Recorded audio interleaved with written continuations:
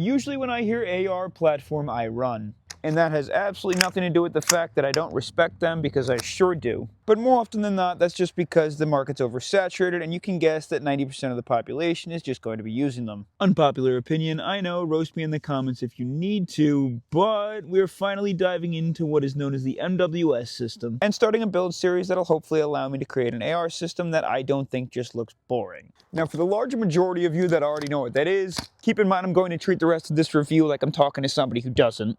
And with that being said, I think it's time that I explain to you why I decided to pick up, do a review video, and start a build series on the Eagle Noveske N4. The original inventor of the MWS system was Tokyo Marui, and where many other systems decided to build their Airsoft GBBRs after the system of their real steel counterparts on the inside, Tokyo Marui decided they wanted to make...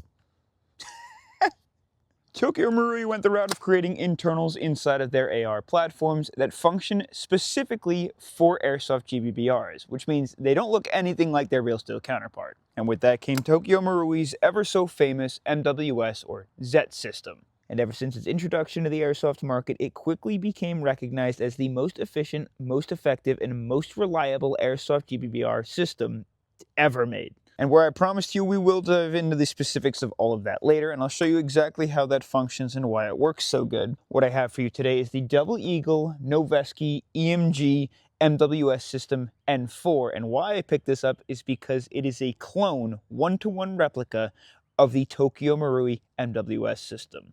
Why don't we get into the unboxing? And I'm sure you want to know why I didn't just go with Tokyo Marui. This is a fraction of the price. The Noveske black box is absolutely attractive, plus of course you have your manual, which we're not going to read.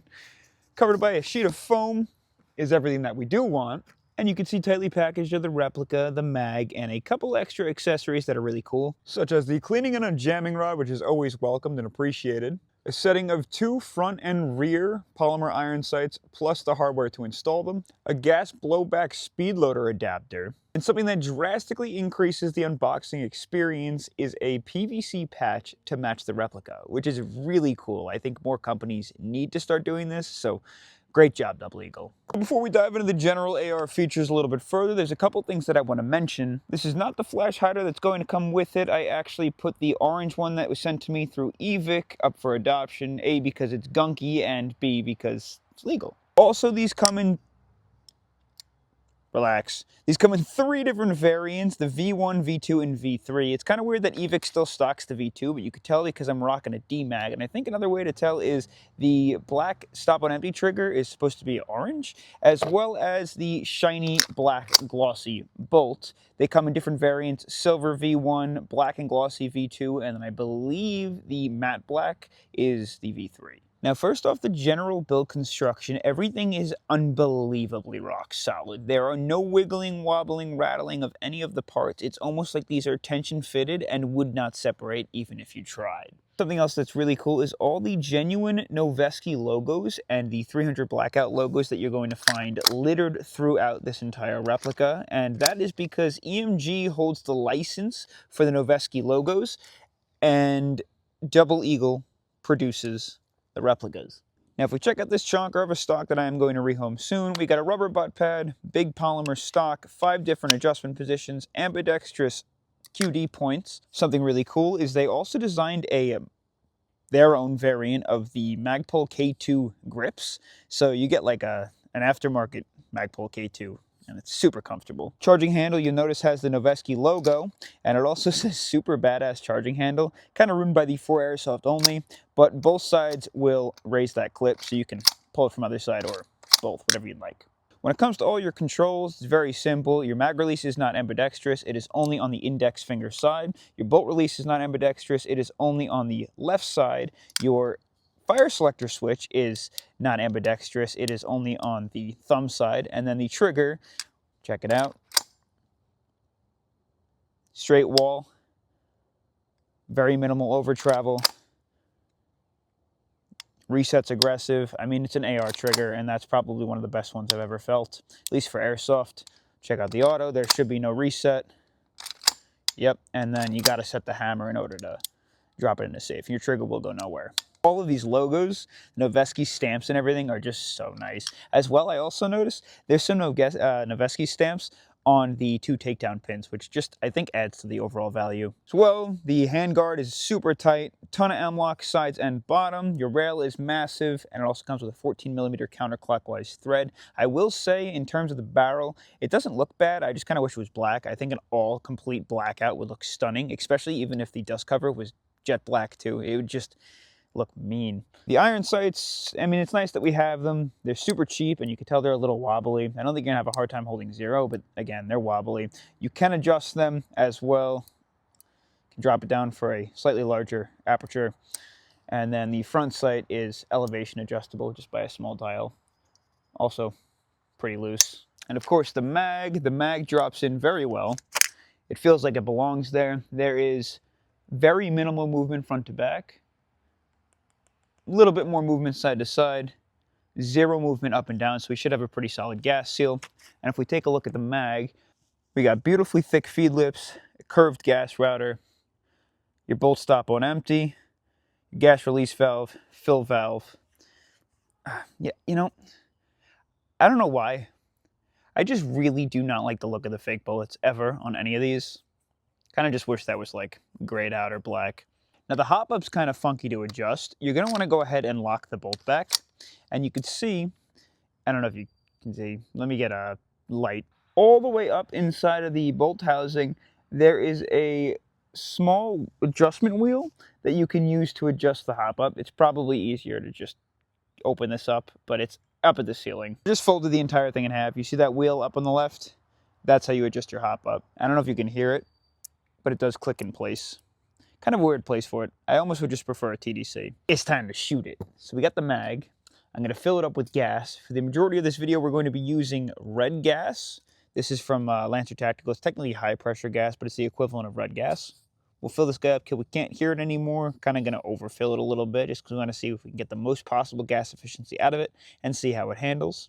Stop to any noise.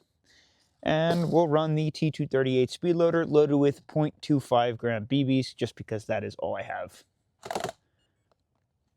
Did this before too. There you go. Boom. And we got a full mag ready to roll. Here's the plan.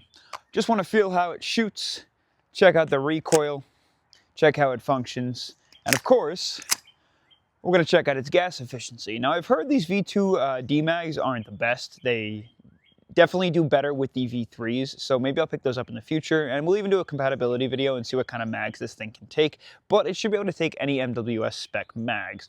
We're going to start off with a semi-test where I'm going to run this guy in semi only, and we're just going to empty mags full of BBs and see how many mags of BBs we can get out of a single gas fill. So I'm not going to recharge this until I tell you I charge it again. Here we go. First shots through this thing actually shouldered, besides the couple of shots we shot just to test it out in 3, 2, 1. Also, we want to make sure the bolt catches every time, because with their ZET system, it should be able to. That's like one of the big selling factors. All right, so the first sound I can tell you right now, just being behind the stock, you can hear the typical like doing, doing of the spring every time we fire. But it does have a nice solid recoil to it. It's definitely not a weak recoil, especially being that the bolt's pretty light.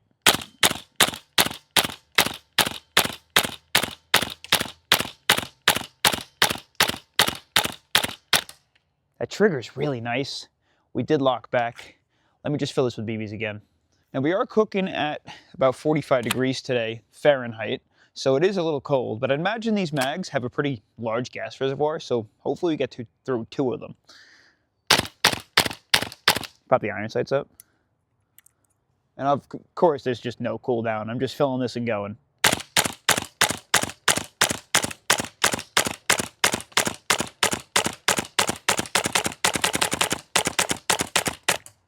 We did lock back.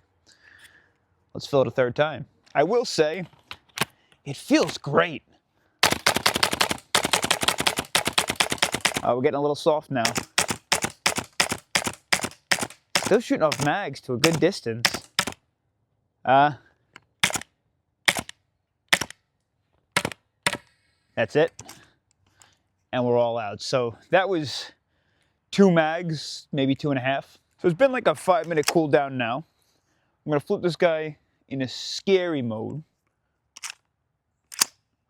And we're just gonna lay down the law. Again, there's probably gonna be a lot of liquid propane because I totally overgassed this thing in 3, 2, 1.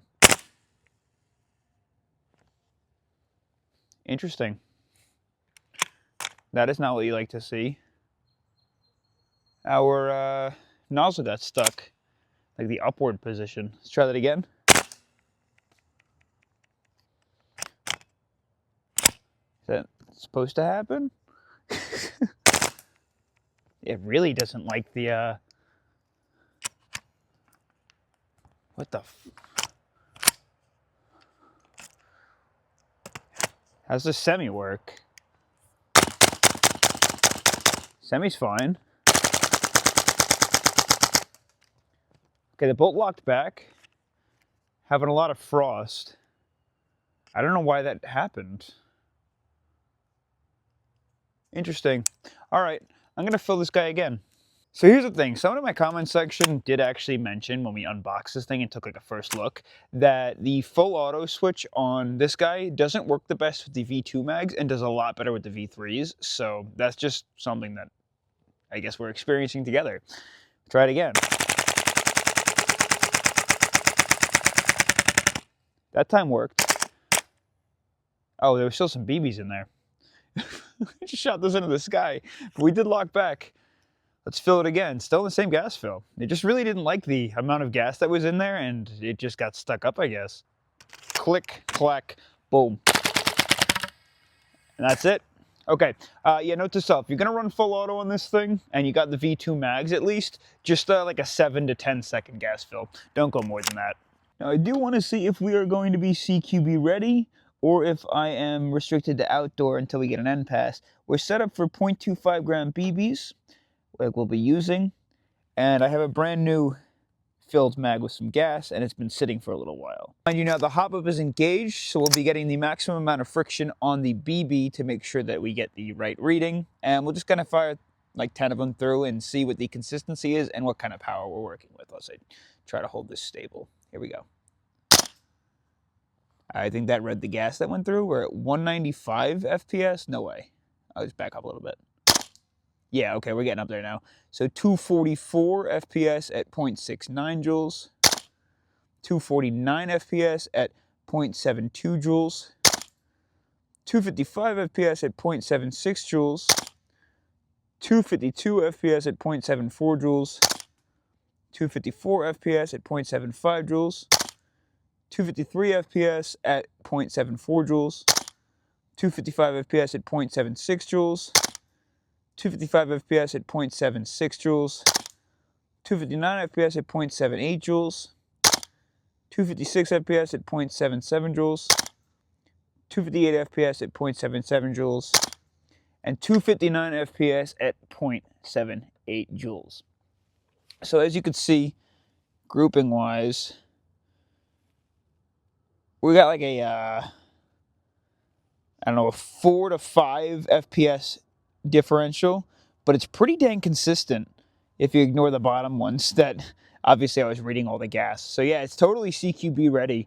Does it have an N pass? So pop the bolt out really quick. We're gonna take it down again later, but there is no N pass in there. It's just a lower powered replica, which I guess is kind of nice because you can always up the power or get an N pass. Got one mag on hand, like literally one, so we don't really have to worry about doing like any reloads. And I also will not be testing the ergonomics because it's an N4. It's an AR platform. The ergonomics are literally as good as it gets, but I do want to test out some of the accuracy, and I could just be boring and stick it on a vise and ping, ping, ping, which I also don't have. Why don't we run a few just like general drills, and I'll tell you how the accuracy feels just using it, like as if we're playing. So basically how things work are you can either fear the tactical slides, or you can just respect them.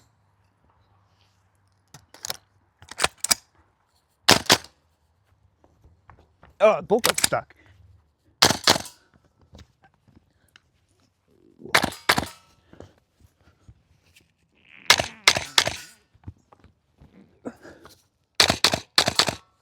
Ugh, we're overgassing a little bit. And there's a fence here. We'll go through the fence.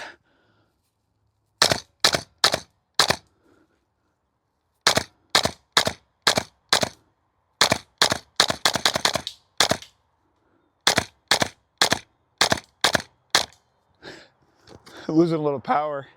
I think everything's just getting really cold. If I'm being totally honest with you, the accuracy is kind of on the list of fine, but could be better. And obviously that's easy change just with a better hop-up rubber and a better inner barrel. Now let's take a look at what she's hiding inside. Pop the mag out, and as most ARs are, an absolutely overly complicated takedown. We're just gonna pop this pin out. You can fold the receiver in half, pull the charging handle and bolt out, and then you can pull this other pin. Yeah, I lied. The takedown is really not that hard. And what's really cool is both of the pins are designed to stay in place. As we dive into the lower receiver, you'll first see the Tokyo Marui MWS system, Z system or Z plate. Everything inside of here, Double Eagle went ahead and made steel, so your whole FCU is steel, which is cool. That should last. You can see a couple of the parts are designed to not only look and function differently than your standard AR parts from your real steel replicas, but it will also help reduce wear by the roller bearing that makes contact with the bolt. This is your Z plate. You can see this big plate on the side. It's kind of how you know that it runs off of Tokyo Marui systems as well. This plate is your stop on empty, and I'll show you where it connects onto the bolt later, but it's really cool because it makes much more contact with the bolt, therefore reducing wear and also increasing the likelihood that it's going to get latched because the bolt doesn't have to travel as far back to get stuck. This bolt carrier group is honestly beautiful, and the way that this works, right, so the whole thing is made of aluminum, or at least a majority of it. It reduces wear by having a roller bearing where it makes contact with the lower receiver, helps keep things stable. The nozzle is super interesting as well. You got this big nozzle, and unlike a majority of nozzles that you'll see with gas blowback replicas, this is actually a two-parter. It helps reduce a little bit of the wear when the nozzle slams into the hop-up unit or the hop-up housing. And this plate down here is steel, and there's a reason for that. Remember how I mentioned to increase the likelihood your bolt catches on empty on the Z system and Z plate? So basically, the Z plate latches onto the nozzle here on the steel plate. So when it does come back, instead of latching where most AR and GBBR AR style models latch in the middle of the bolt carrier, it will latch up in the front. Latches up here, latches here, which is a really, really unique system, both made of steel, so they should last long term. If we go ahead and push this guy down, here's your buffer and spring. The buffer is made of plastic, just totally made of plastic. Charging handle's attractive, but again, it's made of aluminum. The pins and stuff are made of steel. And then just a better look at your hop-up housing. In order to get to it, you got to take down all of these 6 screws, and then the whole front will pop off. I'm not going to do that. There's a ton of videos in the market of people upgrading these, which I am going to upgrade in the near future, so we'll do a video on that too. But there's your hop-up housing, and there is your small adjustment wheel. And one last thing I want to show you before we start wrapping it up is these 2 notches on the housing of the front pin. These notches actually help apply tension to the upper receiver. That, as it clamps down onto this rear pin, is what keeps such tight tolerances and keeps things from wiggling around. Without those, you'd have more movement between the 2 receivers when they're attached. All right, so you want my final thoughts. Let's share them. Now, it's an absolute clone of the MWS system. So if I said anything bad about the MWS system, which I couldn't, because honestly I think it's genius, it's beautiful, and it works super, super well, I would still get ripped apart in the comments. Like I said, I'm not going to do that. I guess the real question becomes, how well did Double Eagle do at replicating it and making it usable out of the box? Now, authenticity-wise, it's great. It's attractive. Construction-wise, it's rock solid. It's beautiful, and it does not feel cheap by any means, even though it saves a ton with going with this replica instead of the authentic Tokyo Marui.